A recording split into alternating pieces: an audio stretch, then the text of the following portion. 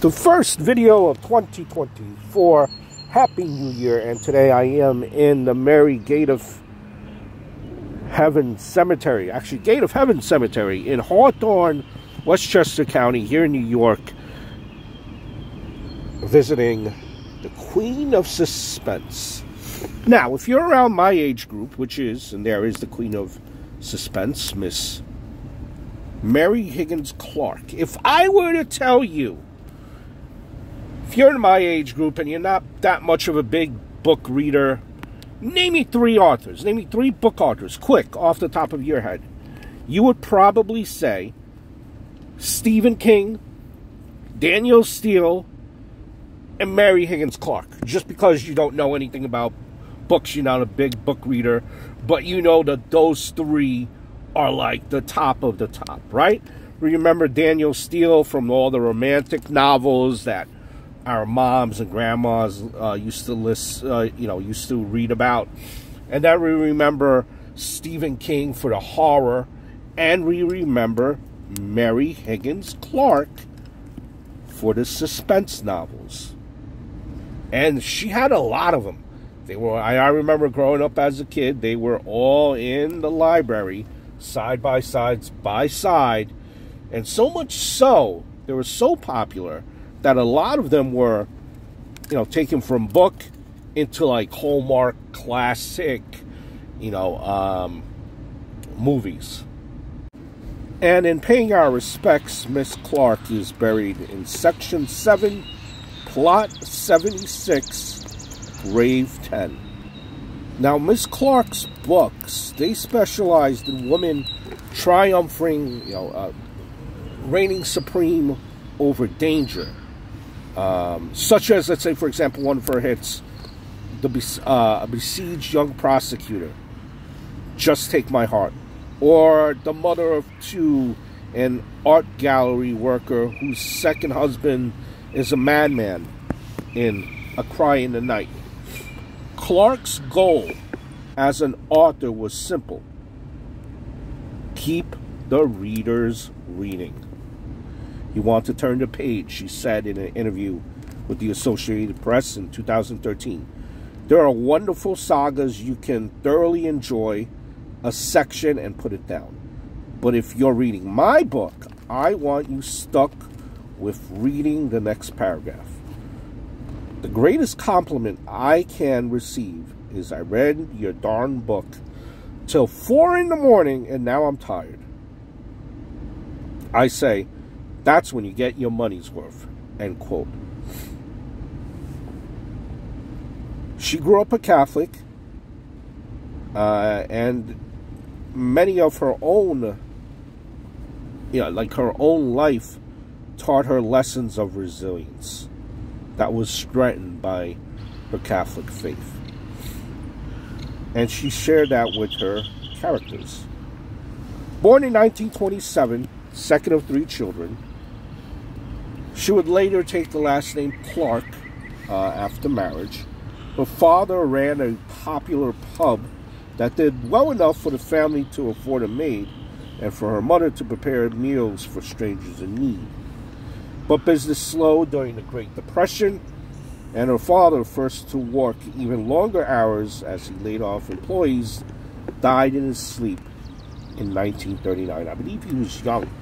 I believe relatively very young.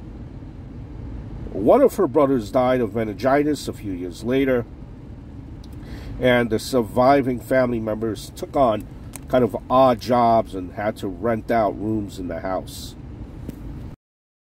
And Miss Clark had always loved to write. I believe I read somewhere that at the age of 6, she completed her first poem.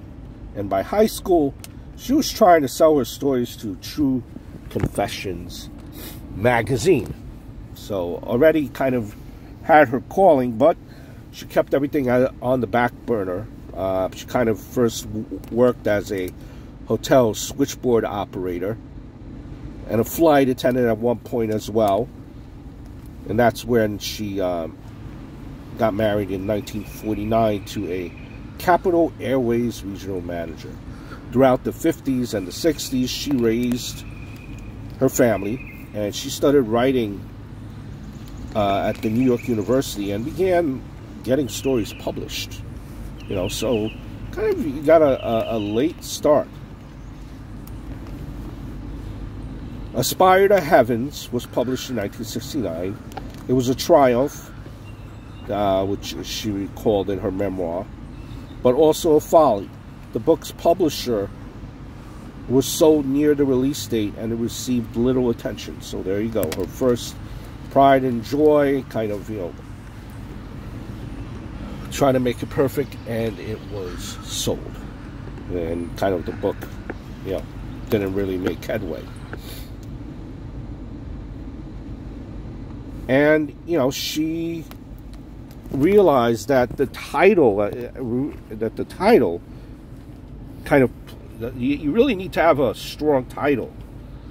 Because, you know, in her case, the book went into the religious sections, which was not really her goal. It was not a religious book by any means. So she, you know, with all that being said, the title of the book, the publisher being sold, and she only got $1,500. You know, that was minus commissions. And determined to kind of fix that wrong, decades later, actually, she would re-release the novel, title it differently. This time the title was Mount Vernon, a Love Story. Ooh la la.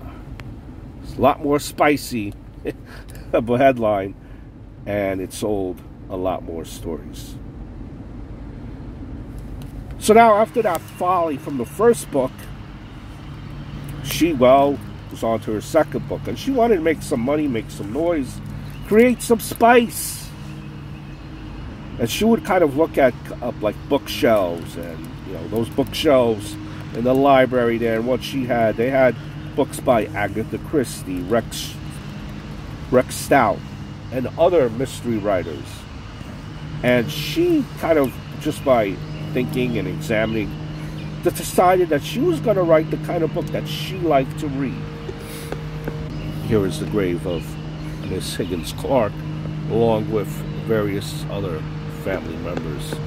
So she thought to herself, you know what? I'm gonna put this out there, no matter how scandalous it may be. And the book, that next book that she wrote, was about a young woman accused of murdering her children. Quote, she goes, suppose an innocent young mother is convicted of the deliberate murder of her 2 children. Suppose she gets out of prison on a technicality, and then suppose 7 years to the day, on her 32nd birthday, the children of her second marriage disappear. Boom. There you go, a hit. A hit, and the rest is history. People love true crime. People love mystery. They love to read tragedy. Die a Little Deaf, I believe, was the name. Original manuscript. And Where Are the Children was what this book was renamed. And here you are. Where Are the Children? Which was Die a Little Deaf originally. Her first bestseller. And the rest is history, like they say. Her second, another kind of book that's been famous out there too, is All Through the Night.